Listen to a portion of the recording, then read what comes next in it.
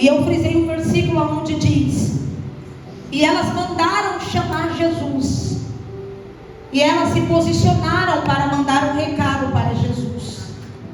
Ou seja, todas as vezes que nós tivermos, aleluia, um problema difícil para resolver, todas as vezes, aleluia, que chegar notícias ruins dentro da nossa casa, se Jesus não estiver presente no momento, porque no texto, aleluia, era quando Jesus estava aqui em carne, em homem. Então ele não ficava em um só lugar. Jesus tinha uma vida missionária muito corrida. E Jesus estava em todos os lugares, fazendo a vontade do Pai. Jesus estava aqui, Jesus estava ali, Jesus estava lá, Jesus estava lá, né? E ele não estava mais na casa de Lázaro quando ele ficou enfermo. Só que as irmãs tomaram uma decisão: vamos mandar um recado para Jesus, vamos mandar chamar Jesus para que ele volte e cure a Lázaro.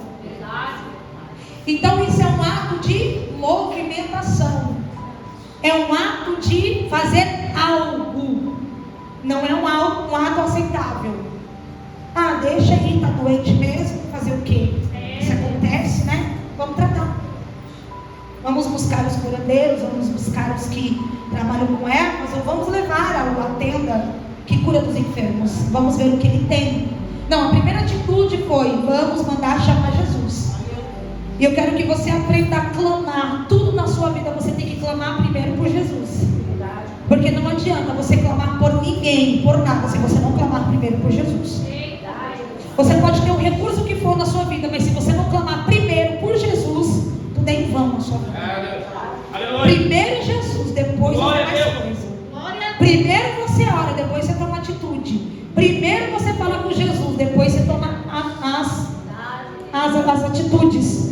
Mas a primeira atitude é chamar Jesus. Então clamar é um movimento é uma movimentação, aleluia, uma atitude de falar, de mandar o recado, de mandar chamar. Então nós estamos baseados nesse texto. E Jesus demorou a voltar. Ele demorou, mas ele voltou. Ele não veio na hora que elas chamaram, mas ele veio. Ele não realizou na hora que elas queriam, mas ele realizou. Ele não fez exatamente antes dele morrer, ele fez depois que ele foi para a sepultura. Ele não curou Lázaro, ele ressuscitou Lázaro.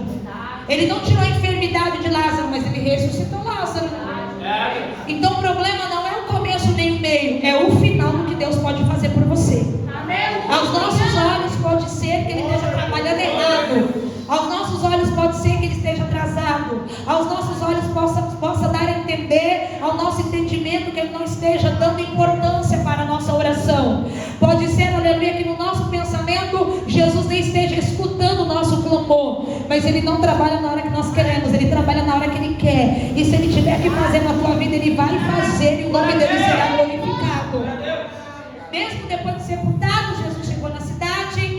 Elas estavam desesperadas ainda, porque elas estavam sofrendo a dor do luto. Elas não estavam sofrendo a dor da enfermidade, já passou. Multiplicou a dor delas. Agora elas estão sofrendo o luto. E Jesus chega e mostra que ele é o dono da vida e ele é o dono da morte. Ele disse: Lázaro não está morto, apenas dorme. E eu profetizo, aleluia, para a sua vida, aleluia. Tem muita gente, aleluia, que nós perdemos. Homens e mulheres de Deus, não é qualquer um, entenda isso. Não demos honra a quem não tem honra, devemos dar honra a quem tem honra. Devemos dar glória ao só único e soberano Deus. Muitos vão levantar para vergonha, mas muitos vão levantar para dupla honra. Por isso não estão mortos, estão dormindo no Senhor. E o nome dele será glorificado naquele grande dia. Entenda isso. Entenda isso, que nem toda perca é perca. Porque Deus está no controle de tudo nas nossas vidas. Mas nós não entendamos. Mas nós devemos glorificar ao Senhor. Mas hoje eu quero falar do cego de Bartimeu, que está em Marcos 10, capítulo de número 10, versículo de número 46 em diante, vai dizer: depois foram para Jericó, e saindo ele de Jericó com seus discípulos, uma grande multidão, aleluia, Bartimeu, o cego, filho de Timeu, estava sentado junto do caminho, mendigando. E ouvindo que era Jesus de Nazaré, começou a clamar e a dizer: Jesus, filho de Davi, tem misericórdia de mim. E muitos o repreendiam para que se calasse, mas ele clamava cada vez mais: Filho de Davi, tem misericórdia de mim. E Jesus, parando, mandou que o chamassem. Então chamaram o cego, dizendo-lhe: tem bom ânimo, levanta-te, que ele te chama. E ele lançando de si a sua capa, levantou-se e foi ter com Jesus. E Jesus, falando, disse-lhe: que queres que eu te faça? E o cego lhe disse: Mestre, que eu tenha vista. E Jesus lhe disse: vai, a tua fé te salvou. E logo viu e seguiu a Jesus pelo caminho. Glória a Deus. Glória a Deus. Mais uma vez, Jesus, aleluia, está fazendo a vontade e o querer do Pai. Ele está, aleluia, em missões. Ele está, aleluia, trabalhando para o reino. Ele está, aleluia, fazendo a vontade de Jesus. Obrigado, Senhor. Ele está curando, ele está libertando, ele está salvando. Ele está, aleluia, ensinando, ele está apaziguando. Porque o ministério de Jesus foi este. O ministério de Jesus foi apregoar a salvação. E foi, aleluia, trazer cura aos enfermos, libertação aos cativos, alegria aos oprimidos. E Jesus, aleluia, ele deu prioridade para o reino de Deus. Isso aqui, aleluia, deve nos chamar a atenção. Que nós, aleluia, que queremos fazer a obra de Deus, nós que queremos estar envolvidos com a obra de Deus, muitas das vezes nós temos uma demanda grande para fazer a obra de Deus, e nós se limitamos dizendo assim: eu não posso porque eu não tenho tempo para isso, eu não posso porque a minha vida é regrada daquilo, não dá para mim porque eu tenho trabalho de tantas horas, não dá para mim, aleluia, viver fazendo missões, porque Deus sabe da minha vida. Então não diga que você foi chamado por Deus. Não diga que você foi chamado por Jesus. Não diga que você faz obra. Apenas você, aleluia, engana quando você quer fazer aquilo que você quer no dia que você está bem para fazer. Jesus estava em cidade, daqui a pouco já não estava naquela cidade, já estava na outra cidade. Jesus estava num bairro, daqui a pouco já não estava mais naquele bairro, estava no outro bairro. Jesus estava numa rua, daqui a pouco ele não estava mais naquela rua, já estava em outra rua. Jesus estava numa casa, daqui a pouco Jesus não estava naquela casa, estava em outra casa, curando, libertando, salvando, pregando, anunciando o evangelho. Então onde Jesus ia, Jesus ele tinha propósito. A casa que Jesus ia com propósito. A multidão que se assentava, aleluia, em volta de Jesus, Jesus tinha propósito. Então todas as vezes, aleluia, que nós, aleluia, formos lembrar do ministério de Jesus, nós precisamos lembrar: depois foram para Jericó, e saindo ele de Jericó com seus discípulos, uma grande multidão, aleluia, acompanhava. Ou seja, Jesus de repente estava em Jericó. Agora Jesus já não está mais em Jericó, Jesus agora está à saída de Jericó. Jesus está saindo, aleluia, de Jericó. Então quem está na obra, irmãos, tem que ter tempo todo dia para Jesus.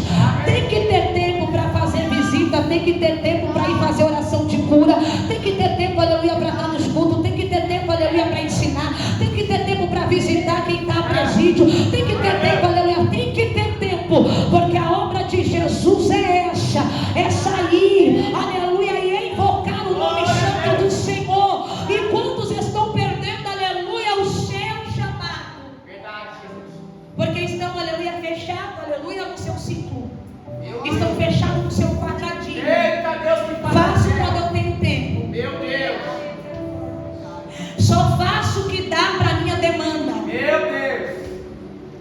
Só realizo, aleluia, se eu tiver folga na minha agenda, porque se não tiver não dá para mim fazer. Meu Jesus. Mas na verdade o missionário, uma missionária de Jesus é aquela que vive 24 horas batendo perna em busca de alma, orando pelos enfermos, fazendo culto nos lares, apregoando a palavra do Senhor, ministrando a palavra do Senhor. Então, para quem não tem tempo, não é chamado. Deus. Obrigado, Senhor. E isso, aleluia, tem se acabado no meio dos crentes. Mal você vai ao culto e está dizendo, aleluia, que é uma demanda muito grande, não consegue acompanhar o culto a semana inteira. Eu estou pregando, aleluia, o que Jesus fazia, o que ele veio para fazer. Glória a Deus. Eu estou falando sobre o que é um verdadeiro missionário, que é uma verdadeira missionária de Deus. O que é campo missionário? Ah, mas você não para, você não tem vida, você não tem casa. Não, eu até tenho, mas o meu chamado, ele me impede de folgar. Então tem dia que eu estou pensando que vou descansar, mas chega, aleluia, alguém dizendo, olha, vai fazer oração na casa de fulano que está com você, Senhor. Olha, vai visitar fulano, vou. Olha, vai apregoar em tal, vou. Olha, vai ensinar tal, vou. Olha, vai se reunir tal, vou. Por isso que onde Jesus estava, começava uma aglomeração. Não era porque Jesus era bonito. Não era porque Jesus era o Filho de Deus. Não era porque Jesus, aleluia, tinha outro tipo, aleluia, de vanglória. Era só por um motivo. Diga qual, pastora? Porque ele fazia prodígios, milagres e maravilhas. Porque quando ele abria a boca, ele começava a falar de coisas que eles não entendiam muito, mas achavam lindo, maravilhoso. E todas as vezes que tinha uma multidão, tinha cura, tinha libertação, tinha restauração. E Jesus não fazia aquilo para se aparecer. Jesus não fazia aquilo para chamar a multidão. Não, pelo contrário. Quanto mais ele fazia para o reino do Pai, mais a multidão crescia, porque mais povo ficava sabendo que ele realizava milagres. Então a fama de Jesus percorre por causa disso. A fama de Jesus não percorre por outro dom. E muitas das vezes você quer que a sua fama percorra por um dom que ele te deu. E muitas das vezes você quer que as pessoas te reconheçam porque você tem um dom especial. Cuidado, porque a fama de Jesus percorreu pelos dons, aleluia, pelos milagres que ele fazia, pelos prodígios que ele fazia, pelas curas que ele realizou, pelas libertações que ele realizou, pelas casas que ele restaurou, pelos